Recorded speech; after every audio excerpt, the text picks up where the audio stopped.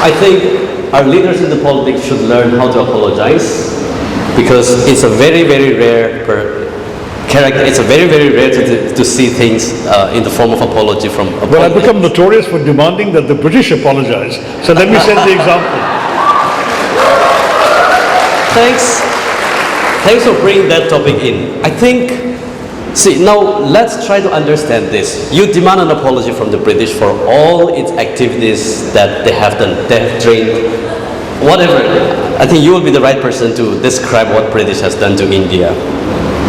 But if you look at the Nagas, let's say before you join politics, or before the Naga ceasefire in 1997, the Indian army had raped thousands and hundreds of Naga women.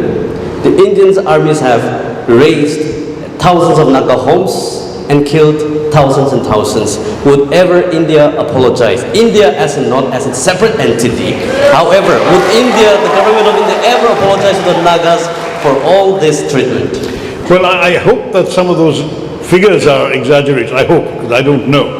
All I can say, if they're not, even if only 1% of what he said is true, I would apologize on behalf of the Indian people. I don't think any of us wants our army to misbehave. We know that they have come out to maintain a law and order situation where there was an insurgency going on. That does not justify demolition of homes, it does not justify rape of women, it does not justify anything other than the protection of the people, which is why the army is here. So I would say, without any hesitation, that if any atrocity, any human rights violation, any wrongdoing has been committed, if I were in government today, but even if I'm not in government, I say to you as a private citizen of India, I apologize. I think it's wrong. And we should really show our apology and contrition. First of all, let's get a solution, get it done, and let's then convey in every significant way possible that we want to make up for what's been done wrong.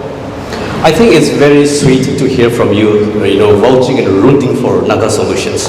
However, the fact tells us, and the past recent history tells us that it was Congress government who started this peace negotiation since 1997, and until 2014, there was no any concrete outcome. So how do we trust the Congress government that they would deliver the Nagas some viable solution? I think in all fairness, it takes two hands to clap. And you know perfectly well the level of intransigence that the Congress party encountered from some of the older, well-established insurgency leaders when they started these talks. It took a while. And even then, as you know, one faction agreed and the other faction did not, and so on. There were some real issues. I would say that when the Prime Minister announced in 2015, as it turned out prematurely or unjustifiably, that there was a Naga Accord, we were amongst those who applauded, because we all want peace in Nagaland. We don't want to see this going down the tubes. But despite the fact that so much of groundwork was done, the government was not able to deliver a lasting solution. That shows you how intractable some of these negotiations were. My own view is this should be given urgent priority. If some of the people who've been negotiating on behalf of the government are not the right people, then find new people, but get back to the negotiating table and find a solution. Because I think, as I said, the Naga people deserve normalcy. You all deserve to lead a better life, and a life without this overhanging shadow over your heads, so we can focus on what every Indian wants, which is a better life for themselves and for their children.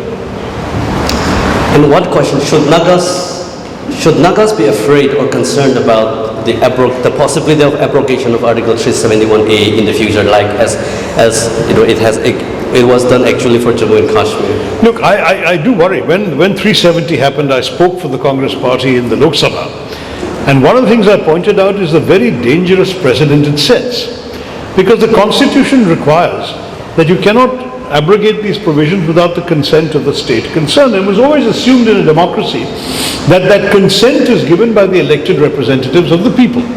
But what did the BJP government do in Kashmir? They declared President's rule, dismissed the government, and dissolved the assembly.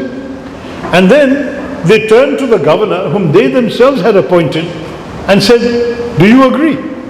What do you think he's going to say? They're his bosses, they've appointed him. He said, "Yes, of course, I agree." And then they said, "See, the representative of Kashmir has agreed, the governor speaks for the assembly because there is no assembly. Now that's a terrible precedent. You can do that to any state in India.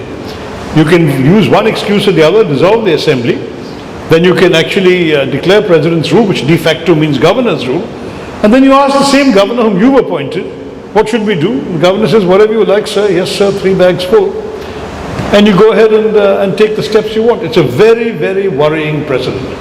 Now, of course, the BJP assured us in the parliament debate that they don't see this as a precedent. It's a special case, one time, this, that. They even promised that Jammu and Kashmir statehood would be restored before too long. All of that, nothing has happened since then to restore it. But the worry we have is that if you look at their ideology, which is this, one nation, one language, one religion, one leader, one culture, one everything, then you're looking at a situation where, unfortunately, all these special provisions could, in theory, be vulnerable. Now, they have not said they're going to abolish it. We have said we worry that they could, out of consistency with their ideology, they might do it. But let me turn around and say that if they tried, we would be part of the objection, the resistance, strengthen our voice both in the state assembly and in the national parliament, and we will speak for the rights of those people of Nagaland to have their special provisions protected.